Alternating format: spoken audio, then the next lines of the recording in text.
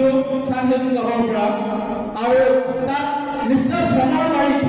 অলপ চমৰ ওচৰলৈ আহা আমাৰ চানহেড ক্লাবৰ বেষ্ট ষ্টুডেণ্ট তেখেতে বেষ্ট বজাৰ পাইছিলে